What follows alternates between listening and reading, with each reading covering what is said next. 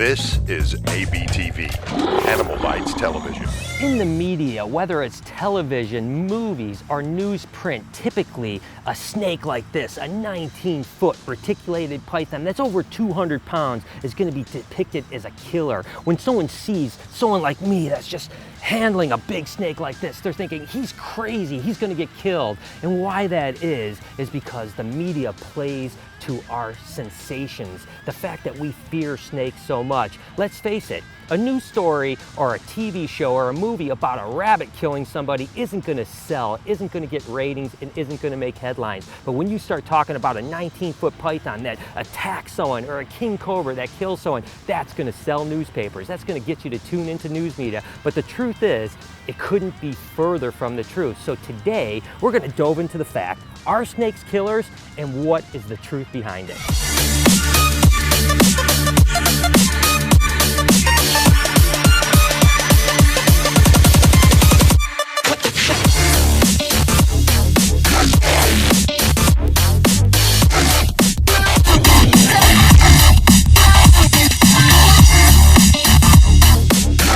You guys ever wanted to go to Australia? How about coming to Australia with me, letting me take you all over the country and meet amazing people, animals, and get to see those iconic things of Australia? Well, now's your chance. I'm going to put the link right down below where you can actually join up and come with me in November to Australia for 2 weeks of absolute insanity. I hope you guys will want to come along. There are actually reports of 100,000 plus people a year worldwide that die from snake bites. But we need to dive into those numbers a little bit deeper to understand what that really means. And then I want to ask the question, how many people a year die from snakes in North America? While 100,000 people a year that die from snake bites seems like an insane number, the truth is the vast majority of snakes' deaths come from really third world countries like Sri Lanka, India, Africa, and that's for a couple reasons. One, those areas, especially the city populations, have encroached into the areas where these venomous snakes have large populations. Number two, they have really poor medical care. So oftentimes in a village, in a really remote area, in a third world country like Sri Lanka, they're not going to get the medical attention needed to save their life. Let's take, for example, Australia. Since the advent of antivenin and the fact that they have a really first world medical system, there's hardly any deaths a year in Australia, although they have the top venomous snakes in the entire world. Because of their advanced medical care and the availability to antivenom, they basically have no fatalities whatsoever. Although snakes get a bad rap as killers, the truth is they would rather run away than attack you. Hey! They're an extremely defensive animal, not an aggressive animal. They would rather flee and stay away from you. So almost all snake incidents, especially snake bites, happen because of a situation like you accidentally step on an animal, or as you're walking through the bush, you get too close and it feels threatened and it lashes out at you. And even worse sometimes is inexperienced people coming across a cobra or a rattlesnake or whatever type of snake, and they feel they've seen it on TV, they can pick that animal up, and then they get bitten by the animal. Again, snakes would much rather leave you alone than ever attack you. But accidents do happen. Take, for example, in July of 2015, an 18-year-old was bitten and killed by a cobra while transporting in a car. Oddly enough, 4 days later in Pennsylvania, a 39-year-old man was bitten by a rattlesnake and killed. Well, my thoughts go out to those victims and of course their families. The truth is, most of those incidents can be avoided just by practicing common sense. Again, snakes don't want to kill you, they don't want to bite you, they don't want to attack you, they do it only as a defense. So if you practice common sense, you can usually avoid any situation.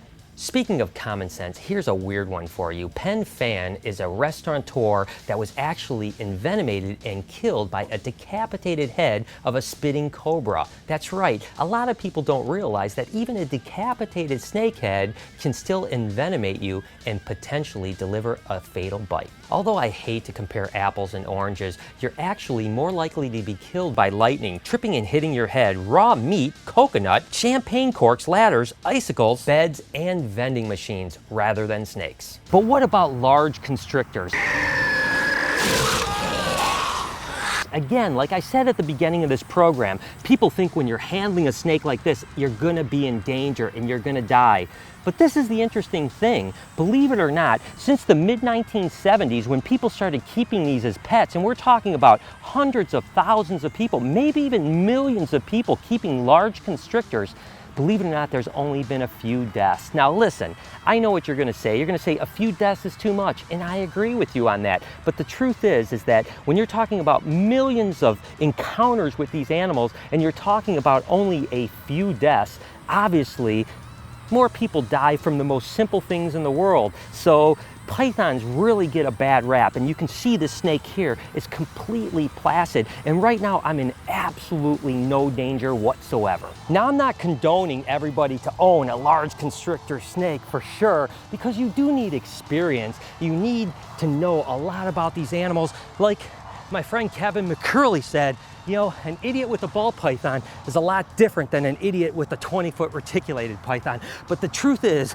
when I go to educational shows with 5th graders, 4th graders, kindergartners, and I show an animal like this albino retic or my girl Sunshine, it's a showstopper. I mean, that's what they talk about the entire time. And they get excited and interested, and then they can focus, and then I can teach them things about wildlife. So I've been working with these large constrictor snakes for 30 years. I couldn't imagine life without them. But I tell you what, they sure are a workout. When the general public hears that you're keeping a pet python, the first thing that comes to their mind is that you're keeping this monster snake that can kill the neighborhood. But the truth is, the most common kept python as a pet, and one of the most common kept snakes as a pet, happens to be a ball python. That's right, these guys are pythons as well, you know, just like the big snakes, they're related to them, but this is as big as it gets right here. I mean, they hatch out at about 8 or 10 inches, really small, super docile, and this is it. They get roughly about 5 foot. A lot of them only stay 4.5 foot, as a matter of fact. And they get relatively heavy bodied, but as you can see, you know, when people are thinking a python and they're thinking this 200+ pound beast of an animal, and the fact is the vast majority of people that keep pythons keep this animal right here, a ball python, that certainly cannot harm anybody. Certainly isn't going to harm a baby. It's not going to harm a cat. It's not going to harm a dog. It's just a beautiful animal. But you know what's interesting is that it's not the only python. There's tons of smaller pythons. As a matter of fact, probably more small python species than the giant python species. And let me show you this one right here. This is pretty interesting. This is an Australian python named a children's python, which is very similar to spotted pythons and Simpson's pythons, and they all get roughly about this size. That's right, this is an adult python right here, and as a matter of fact, an animal that's very closely related to this, called the anthill python, is the smallest python in the world, and they get about maybe 50 to 60% of the size. So again, when you're thinking about pythons, it's not always the monster pythons. As a matter of fact, the more common are the smaller pythons like these guys. Take, for instance, corn snakes. They're not a python or a boa, but they're one of the most common pet snakes in all of the world, and that's because they're extremely docile, they're really placid animals, and they don't get large. I mean, even a large animal is maybe 5 foot and only about that big around. This happens to be a 1.5-year-old snake right here, and as you can see, completely docile, and they don't get large, so you don't have to worry about them ever eating your household cat,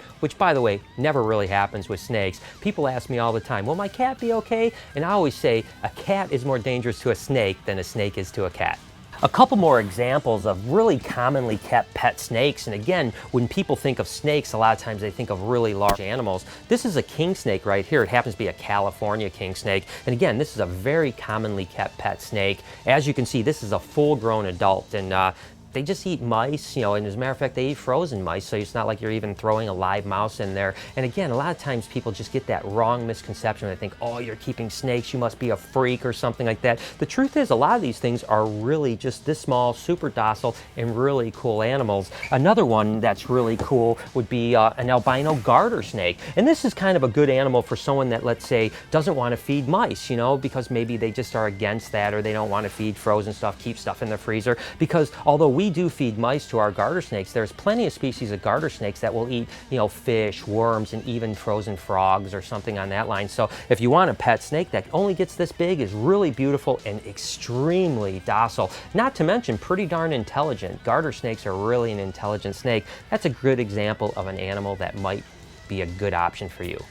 I have spent my life trying to change people's perception of these often misunderstood animals. The truth is, anything that you mess with in your course of your day, whether you're driving a car, you're cooking, you're doing anything, there's always going to be danger. And I'm not saying that snakes are not dangerous at all, because in the right situation, you can certainly get hurt. But the truth is, as long as you respect them, just like you would respect your dog or your cat, you're really in no danger. These animals are absolutely gorgeous and completely misunderstood, and I'm on a mission to change that. I hope you guys have enjoyed this and learned something about snakes as much as I have. And as always, I was Facebooking and tweeting my way through things, so make sure to follow me over at SnakeBytesTV and on Instagram at SnakeBytes.tv.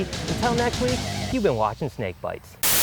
Do me a favor, guys, if you've enjoyed this video, hit the subscribe button for not only Snake Bites, but other awesome animal videos. And if you want to watch more Snake Bites videos, go ahead and click the link right here and just watch away. There are more deaths by vending machines than snakes each year.